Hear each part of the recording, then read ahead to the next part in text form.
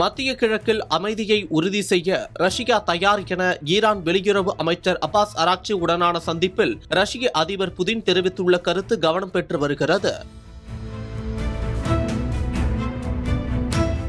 கடந்த பிப்ரவரி 28ஆம் தேதி ஈரான் மீது அமெரிக்காவும் இஸ்ரேலும் கூட்டாக இணைந்து தாக்குதல் மேற்கொண்டன. அதற்கு பதிலடியாக இஸ்ரேல் மற்றும் வளைகுடாவில் உள்ள அமெரிக்க நேச நாடுகள் மீது ஈரான் தாக்குதல் நடத்தியது. இதோடு ஆர்முஸ் ஜலசந்தியை ஈரான் முடக்கியது. இதனால் சர்வதேச அளவில் கச்சா எண்ணெய் தட்டுப்பாடு ஏற்பட்டது. இதனால் இந்தியா உட்பட பல்வேறு நாடுகள் பாதிக்கப்பட்டது. குறிப்பாக பெட்ரோல், டீசல், இயற்கை எரிவாயு, சமையல் எரிவாயு போன்றவற்றுக்கு தட்டுப்பாடு ஏற்பட்டு பொதுமக்கள் பாதிப்புக்குள்ளாகினார்கள். இந்நிலையில் கடந்த ஏப்ரல் 8 அன்று அமெரிக்கா மற்றும் ஈரான் இடையே இடைக்கால போர் நிறுத்தம் ஏற்பட்டது. பின் முதல் கட்ட பேச்சுவார்த்தை தோல்வியடைந்த நிலையில் இரண்டாம் கட்ட பேச்சுவார்த்தைக்கு ஈரான் ஒத்துவராத காரணத்தால் இழுபறியாகி வருகிறது. தொடர்ந்து போர் நிறுத்தமானதை அதிபர் ட்ரம்ப் காலவரையின்றி நீடித்தார் என்பதும் குறிப்பிடத்தக்கது.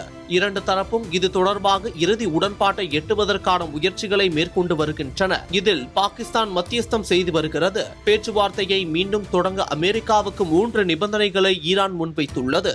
இந்த சூழலில் ஈரான் வெளியுறவு அமைச்சர் அப்பாஸ் அராக்சி ரஷ்யா பயணித்துள்ளார். அங்கு அந்நாட்டு அதிபர் புதினை அவர் சந்தித்தார். இந்த போரில் தங்களுக்கு ஆதரவாக ரஷ்யா இருப்பதற்கு புதினிடம் அராக்சி நன்றி தெரிவித்துள்ளார். மத்திய கிழக்கில் அமைதியை விரைந்து உறுதி செய்ய எங்கள் அதிகாரத்துக்கு உட்பட்ட அனைத்தையும் செய்ய ரஷ்யா தயாராக உள்ளது என்று அப்போது புதின் தெரிவித்துள்ளார். இதை ரஷ்ய அரசு செய்தி நிறுவனம் உறுதி செய்துள்ளது. அமெரிக்கா மற்றும் இஸ்ரேல் உடனான போரில் ஈரானுக்கு ஆரம்பத்தில் இருந்தே ரஷ்யா பாதுகாப்பு மற்றும் மனிதநேய உதவிகளை வழங்கி வருகிறது என்பது குறிப்பிடத்தக்கது. இதனை ஈரானும் பலமுறை கூறியுள்ளது நினைவு கூற வேண்டிய விஷயமாக இருக்கிறது.